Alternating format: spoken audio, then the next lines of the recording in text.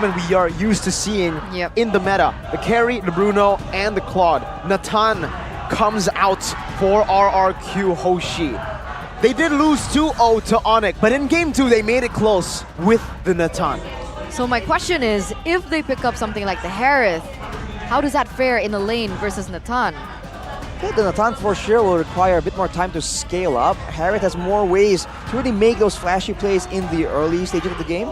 Later on though, at some point in the mid game, I think with about 3 items, I think that will be where the Natan becomes that much more of a problem compared to the Harith. And you have to remember, there's a lot of crowd control and ways for them to stop any engage, any aggressive moves here. So with the Paquito and the Harith, it's a mobility-based strategy here that can target the Natan. Hopefully for RRQ they can get something. Without a Minotaur, you do wonder if it's going to be something like a Tigreal, you know, something with a bit of displacement to really push away the threats from Skylar. They need a jungle. What? They need a jungle, RRQ. Oh, right. Yeah. They already have a roam and a XP. Varats, Fredrin, Baxia is the one open here. How crazy would it be if they go Lance? No, There it'll you be go, too crazy. Baxia. Something that's a signature for Irad. Something that could actually dive towards the Novaria, but again, way too risky, I think. So they have to go with something safer. Baxia. Baxia against a Minotaur, against a Paquito, against a Harith and Fredrin. You know, he's cutting down on a lot of shielding and regeneration with the passive, so not the best, not the worst of picks, but there will be a very small amount of crowd control available to RRQ from the jungle position. So that means there's even more pressure on Skylar to position well and outplay a lot of these dive attempts. And that's gonna be it. Will they be able to? I mean, with the roster, I feel like Evos, there's a time frame to it in order for it to work, because if it goes into the late game, RRQ, I do believe, have an advantage. And with that, ladies and gentlemen, the wings of MPL ID are soaring high, like both of these teams want to by the end of this. Welcome to the Classic Derby between Evos Glory and RRQ. It's time to see whether Evos have improved enough with their new lineup up against RRQ, tested in the previous tournament as well. Irad and Anavel, a new name, Anavel, and a name that is quite familiar, Irad.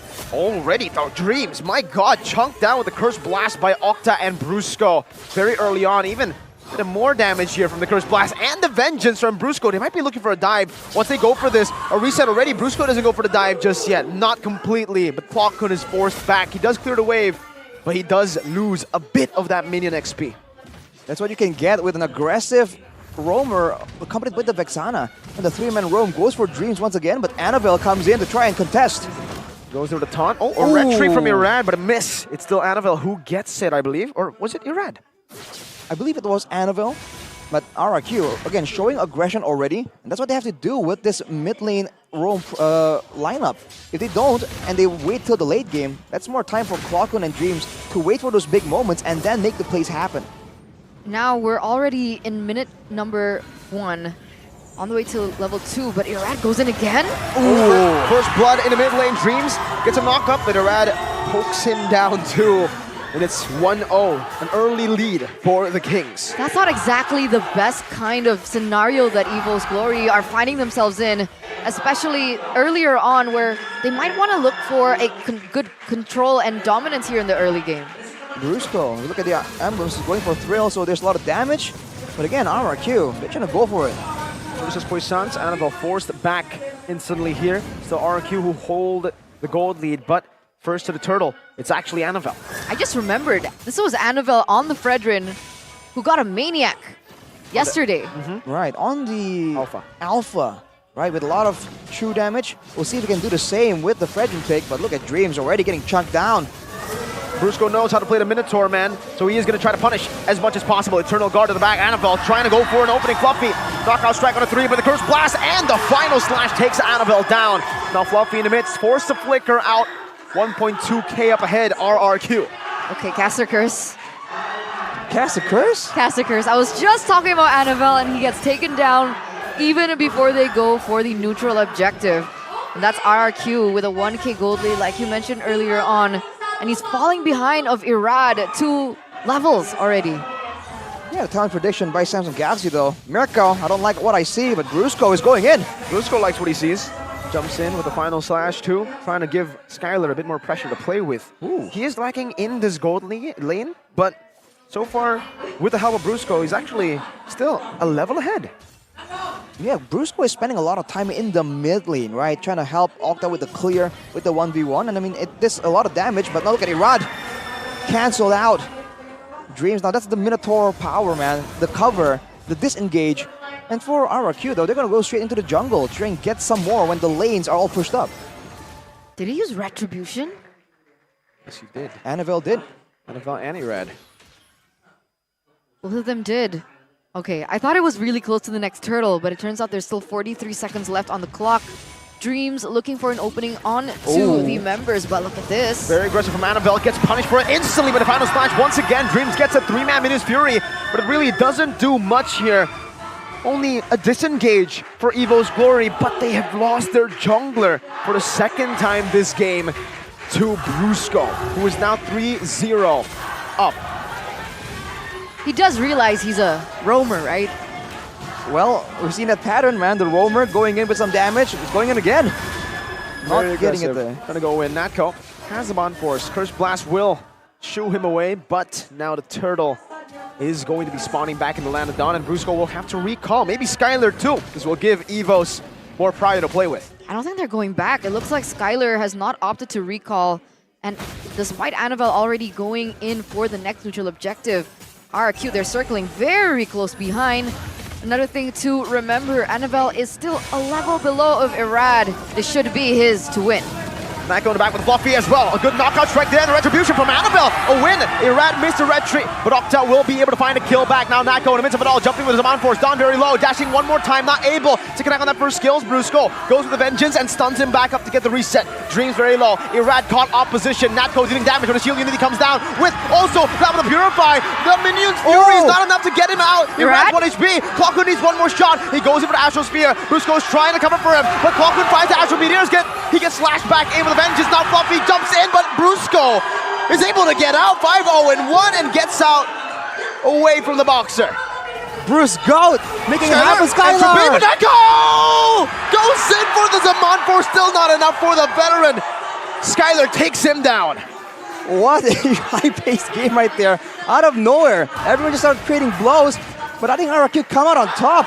And just like that, ladies and gentlemen, we're gonna Laps so far, and yes, RQ with a gold lead, but not so much. not too decisive for sure. You can see a swap coming in right here. Hang on, Natko on top against Dawn instead. Might be a mistake. Not too sure about this, man. It's the vengeance as well. He gets locked down completely by Dawn. You disrespect the damage just a bit and you will get punished. Natko, 0-2 now. Solo killed by Dawn.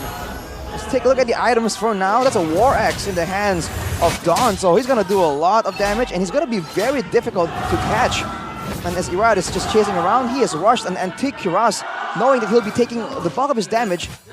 Bulk of his damage taken will be from abilities, not from basic attacks. He's going with that, and Docta going in with the Glowing One Rush as well. So not having a lot of cooldown, but as long as he gets one spell rotation off, that will be enough to get almost full value from the itemization. RQ, they're already setting up for this next neutral objective. Irad already in.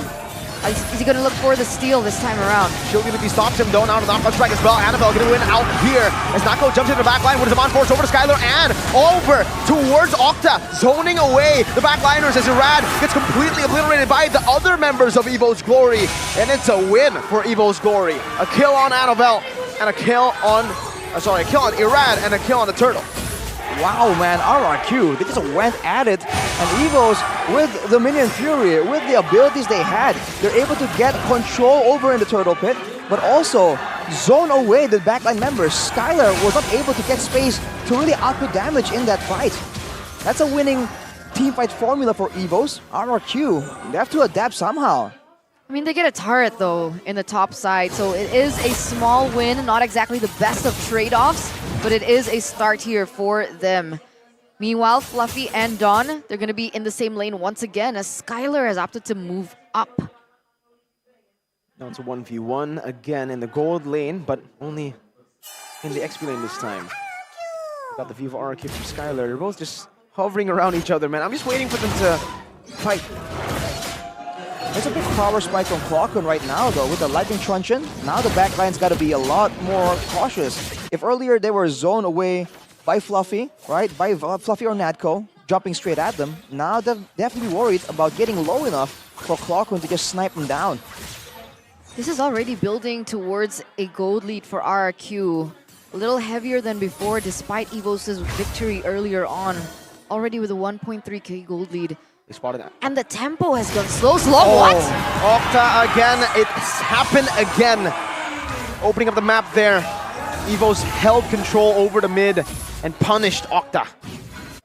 RRQ, they're trying to just spread out around the map, and it allows them to farm a bit more efficiently. But in doing so, in contrast to Evos that group together as 5, they just lose out in the proactiveness in moving in for a kill. Now they have some lane pressure, but the Lord is up, and Fluffy is the first person to really try and impact that far side. Going for it. Irad, I think they're looking for a play in the mid side before they go for it.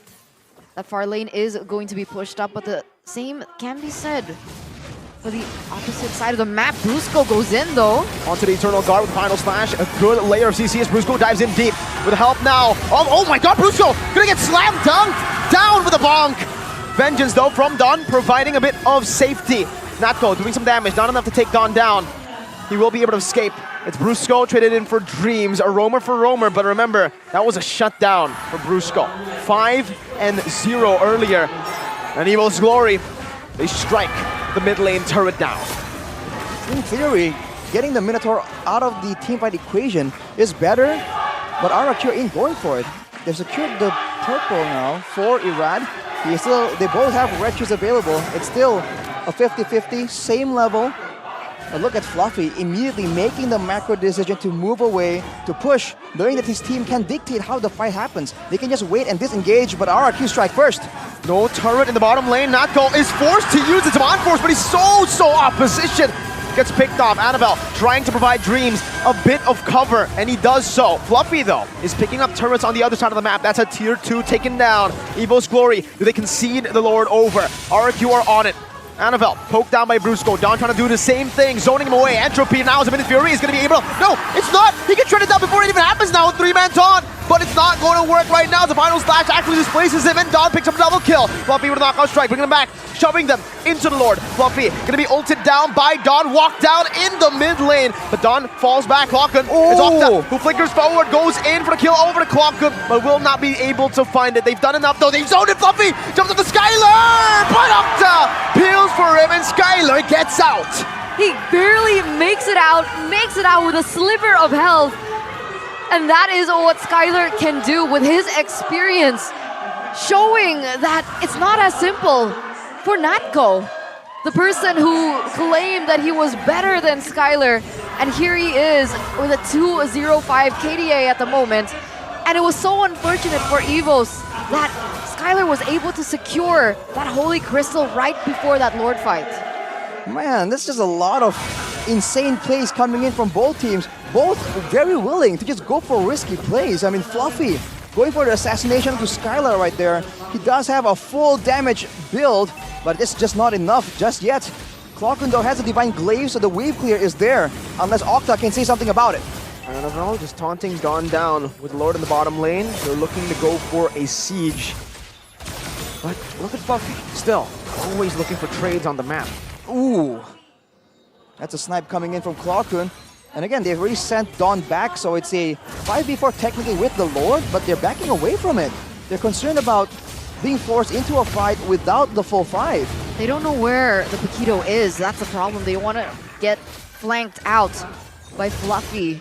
And so they are going to go for a safer decision. They are going to retreat. They do... Oh, very close. But this is a 3k gold lead still in for Rex Regum Kaon. I mean, the whole turn of events, getting those kills, securing the Lord as well. You're seeing what RRQ can bring to the table here when it comes to damage, right? Crowd control-wise, not a lot of AoEs, not a lot of ways to really go for a big combo. but you give them enough time and enough 1v1s, they can just burst down a lot of these squishier members on the side of Evos. But the macro play from Evos though gains them one more turret. Fortunately, will be traded out by Skylar right here. But Evos, man, they are playing the slow game very well. Now it's all about how they set up for the next Lord. So far, they've just been trading map pressure, but with this equal trade in turrets, Arashi, you know, tier 2 down below, tier 2 up top, who does it favor for RRQ? Is it more worth it to have a tier 2 up for Evos in the bottom lane, or the tier 2 in the middle lane for RRQ? Alright, I feel that turrets in general will really favor RRQ if it's traded evenly, because they have the chase potential. Look at this! They're gonna go in with the shield unity. Rad is able to catch up to Fluffy, but he is way faster than everyone else on the team. The others don't have wheels. Oh, exactly. So the chase potential is for RRQ, and for Evos, for the most part, they're not very mobile, right? Of course, Novaria can phase through the walls, and Fluffy can dash a lot, but the main body of the team, the moving part, the roam, the front line, and the DPS, the Harris, aren't very active. Whoa!